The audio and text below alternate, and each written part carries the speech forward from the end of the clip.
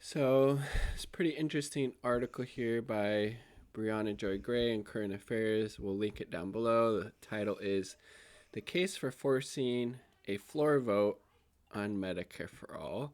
And Christiane probably has no idea what that means, so she's going to be learning along with us, right? Yes, I don't even know what that even means, but we'll find out. It says on November 27th, YouTube pundit and comedian Jimmy Dore proposed a provocative plan to advance the Medicare for All movement, refused to re-elect Nancy Pelosi, Democrat California Speaker of the House, until she brings Representative Pramila Jayapal's Medicare for All bill.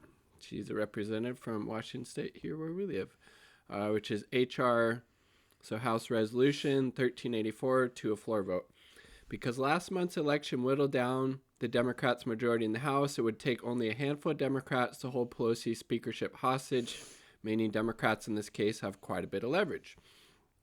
The squad, that's good, composed of Reps AOC, Ilhan Omar, Rashida Tlaib, could theoretically find sufficient support from among the ranks of the nearly 100 members of the Progressive Caucus, and if successful, progressives could force an unprecedented public debate about the merits of an enormously popular policy that, because of the COVID crisis, Americans have never needed more.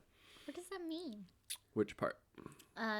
Most of it. Well, this comedian and YouTube personality, Jimmy Dore, said that people should withhold their votes for Nancy Pelosi unless she brings this Medicare for All bill to the floor to get voted on to see who actually supports it and who doesn't, given that it has, over 100 co-sponsors, and Medicare for All would make it so everybody in the United States has health insurance. There's no longer people dying because they can't get health care or people going bankrupt.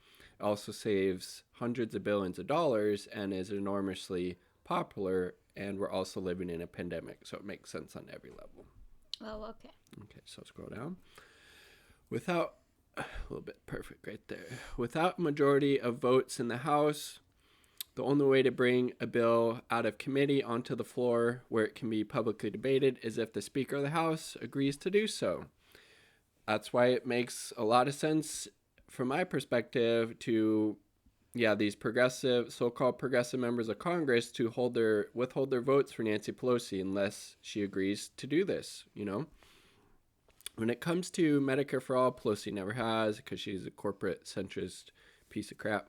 And progressives worry that without a significant pressure campaign, elected Democrats will never be made to answer for why they stand well to the right of the public on the need for universal health care. Again, 90+ % of Democratic voters support Medicare for All. A majority of voters overall support it. Now is the time for progressives to exercise their power, play hardball, and use their power for the benefit of their constituents, Dore argued. I would agree with that. What do you think, Christy? Well, who is this lady? Nancy Pelosi. Well, the picture of her is up at the top. That's Nancy Pelosi. She doesn't want everybody to have health care. That's because you can scroll back down as well, taken care for, and is a 100-millionaire who is so out of touch with the working class that she went on one of the that's good, late shows a couple months back and showed off her she had two freezers. Each one costed over $10,000, full of bougie-ass boutique ice cream, and she was showing this off as like, oh, look at me, I'm just the common person with my $20,000 in freezers and this expensive-ass ice cream, while people were really struggling and suffering. That's how out of touch she is. Okay, that's messed up. Yes, I agree. Okay, hold on, let me... Public interest in the scheme spiked on Friday night when Representative AOC weighed in via Twitter, replied to Chargers running back Justin Jackson. Really cool that he's using his platform for this. Definitely give him a follow. Who has adopted Jimmy Dore's call to action.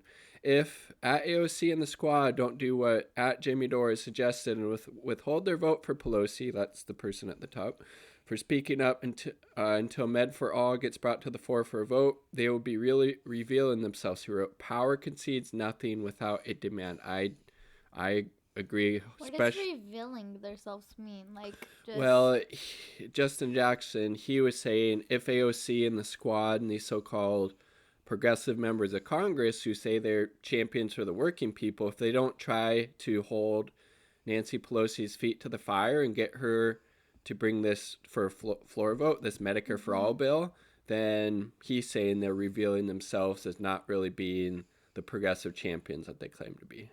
Does that make sense? Yeah. Okay. Okay, go down. So there's his tweet. There's AOC's response. Problem with this idea is there isn't enough thought given to step 2. The Dem votes aren't there yet, and with the razor-thin margin, the Dem no's are the margin. So you issue threats, hold your vote, and lose, then what? If you want to know who is opposed, look at co-sponsor lists. And that, I mean, sorry, AOC, but that doesn't make sense. Just because somebody co-sponsored this bill, does that mean they would actually vote for it once it came to a floor vote? Again, one of the reasons for having this floor vote is to actually see who, in fact, will stand out and vote and do the right thing to give everybody health care. Without having that vote, co-sponsor list, in my opinion, is meaningless. Okay, you can scroll down. Okay, here we go. AOC disagreed with the proffered scheme on the basis that Jayapal's Medicare for All bill is unlikely to pass at this time. Let's see. Then what? She asked. Instead of demanding a floor vote, AOC countering that progressives could use leverage to push things that can happen and change lives. Why not do both? Obviously, both are important, you know? It's not either or, it's an and, in my opinion. As an example, she offered a $15 minimum wage in the first 100 days and elevating longtime progressive champions to important positions in Democratic leadership. But progressives pointed out that $15 minimum wage is part of the Democratic Party platform. Biden already supports a $15 minimum wage, tweeted journalist Aaron Mate. It won't take progressives' leverage to hold him/Pelosi to something Biden already supports. It's the Senate that will decide it. Who is AOC? Alexandria Ocasio-Cortez. She's a member from Congress, I think Brooklyn, Queens area, something like that. No. So Aaron Mate also said, how does losing a vote on Medicare for All take this? I agree with this. This is what I was alluding to earlier. How does losing a vote on Medicare for All take away your leverage to push for things that can happen? You can still push for those things. Exactly. It's not an either or. You do this and the other stuff. You fight like hell to try to pass as many things that would benefit the working class as possible. And who are the longtime progressive champions who will stand a chance to be elevated to these important positions of leadership? For sure. By the way, I don't understand why you're drawing a connection between progressive leverage. That's what they were talking about earlier. And unlike other progressive priorities such as student debt cancellation, which Biden could get rid of with a little swipe of his pen, but because he's also a piece of crap, he's not going to do that either because he's a centrist. Or the provision of stimulus checks, initiating a floor vote is wholly within Nancy Pelosi's purview. It's a power she can exercise unilaterally to protect her position without relying on Biden to modify his policy priorities to protect her. Recent leaked audio of a contentious meeting between Biden and the leadership of civil rights organizations exposed how unyielding Biden can be to any agenda not his own. Okay, you can scroll down. Perfect. Comprehensive health care coverage is the most pressing political issue of the moment. Since the beginning of the pandemic, over 14 million Americans have been kicked off their employer-based health insurance as they lost their jobs to the shutdown. What do you think about that, Christine? Well, I feel like if people want to make money, then they should try and keep people on the jobs, but they should still keep people on the jobs because if they have a family, or even if y'all don't have a family, y'all should still earn money for then y'all could stay in y'all's house. That's just what I think. And the good thing, if we had Medicare for All universal healthcare system in the U.S., you lose your job, you would still have healthcare. So that's nice. Also, yes, very helpful. After a Democratic primary race in which nearly every candidate who fought to protect the private healthcare industry on the grounds that voters deserved a choice. Millions of Americans are now experiencing the cool caprice. What is caprice? Yeah, Why am I? I'm caprice. struggling on that word. It looks like caprice. Of a system that links healthcare access to one's ability to work. Perhaps unsurprisingly, support for Medicare for All has reached historic highs during the pandemic, which makes sense. Even a Fox News exit poll showed that 72% of Americans support a single-payer system, and impressively, about half of Republicans support Medicare for All. But importantly, for the purposes of the door position, a whopping 88% of Democrats support the policy. A floor vote on Jayapal's bill could capitalize on the public's overwhelming approval for Medicare for All and expose the chasm between the policies Democratic voters want and the position their elected representatives are willing to take. Exactly. Get them on the record. Are they going to do what's right, what they've claimed they support, or are they just going to not do it? And then we have to force their hand by primarying them from the left, somebody who actually believes and would support and fight for this. It's difficult to imagine a better historical context for this fight. Critics of the plan argue that demanding a floor vote for a bill that won't pass the House, much less the Senate, wastes progressives' political capital. We already know who supports Medicare for All, argued Ryan Grimm on The Intercept, and I can promise you it would get zero press coverage because the press doesn't cover bills that can't pass both chambers. Well, again, I think he's completely missing the mark here. You don't actually know who supports Medicare for All until it's time for the vote. Besides, the co-sponsoring it doesn't mean when it's time to vote, you're actually going to do that. A lot of co-sponsors of it probably wouldn't. So it's important to get that on record. So I completely disagree with Ryan Grimm there. And I promise you'll get zero press coverage. And even if that was the case, then it would be the job of these so-called progressive politicians, like members of the House, like the Squad, like AOC, like Rashida Tlaib, like Ilhan Omar, to highlight it, to go out there from, their huge, massive platforms, especially in AOC's case, and talk about it. Generate your own coverage. What does it mean, like, from their platforms?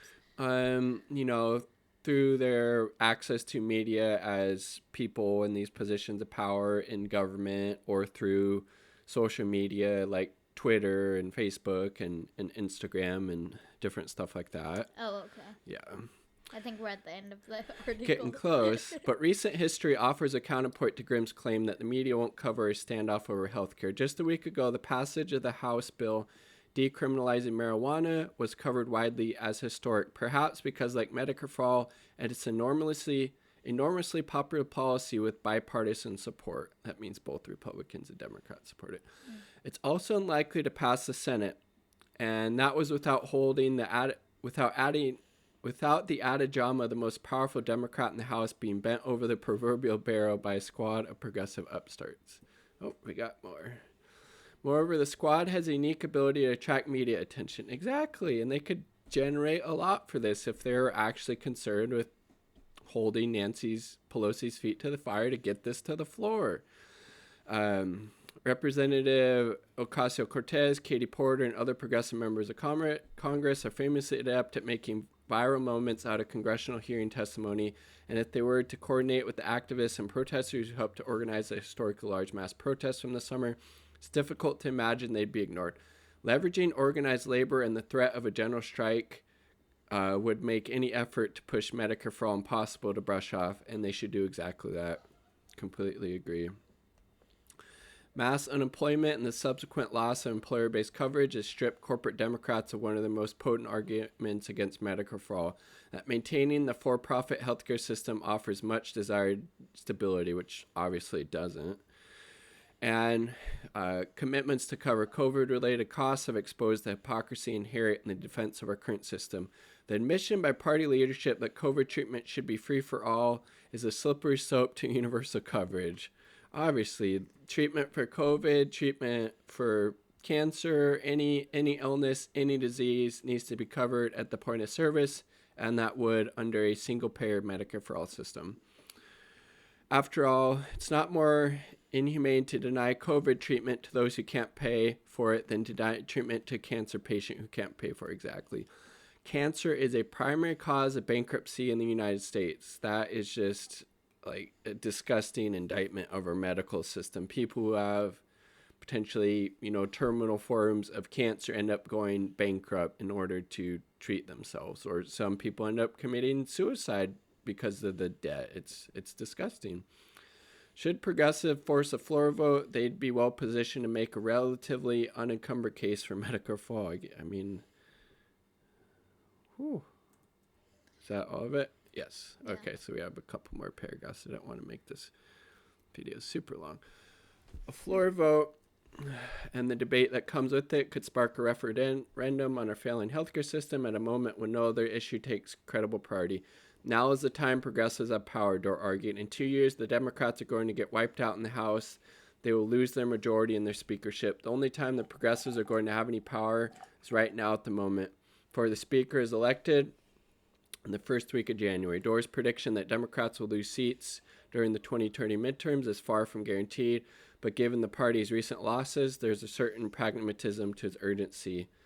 And the fact that if they keep, running on these uninspired policies that don't actually get people to vote, I think Dore's prediction will probably become true. Agitating for a floor vote also doesn't foreclose making other demands at the same time. Exactly. On his blog, The Daily Poster, journalist David Sirota offered a number of alternative strategies to advance Medicare for All, including ousting Representative Richard Neal, Medicare for All opponent, from his position as Ways and Means Chair.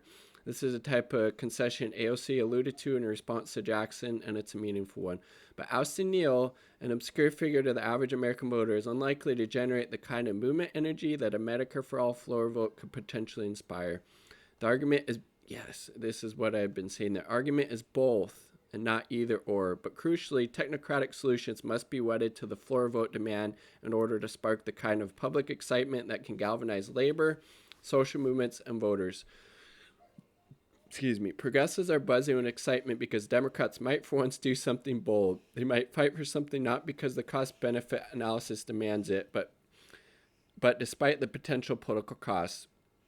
And the threat of ousting Pelosi, who 3/4 of Americans believe should step down, practically guarantees breathless coverage from the media figures on both sides of the aisle. In response to Jackson, AOC argued the opportunity cost was too high to waste a floor vote for a bill that wouldn't ultimately pass. Dem votes aren't there yet, she tweeted. Why risk negative press from a failed vote if a clean victory is in sight? But a lengthy delay risks wasting the leverage progressives get from a narrow House majority and the exigency of the pandemic. Progressives want to force a vote now precisely because they believe the chance they can secure the votes for Medicare for All in the near future is remote. Barely half of House Democrats are willing to co-sponsor Medicare for All, even while it has the support of 88% Democratic voters during a global pandemic. What are the odds the holdouts will be amendable once the vaccine is just distributed and life begins to normalize? I mean, yeah, I say do everything you can to flourish this floor vote. And as Briahna Joe Gray points out, it's not an either or, it's an and. You do that and you try to get all these other things that AOC thinks would be, surefire, wins or victories in the House. But frankly, I don't see any reason not to do this. What do you think, Christy? Well, I learned a lot. And I kind of agree with what you said.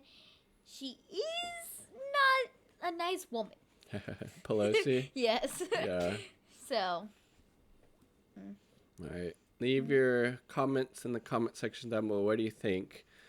Should progressive members, so-called progressive members in the House of Reps, should they withhold their vote for Pelosi becoming speaker again to force this floor vote for Medicare for All to see who in reality actually supports it and who doesn't? You got our opinions. Share yours down below. Peace. Peace.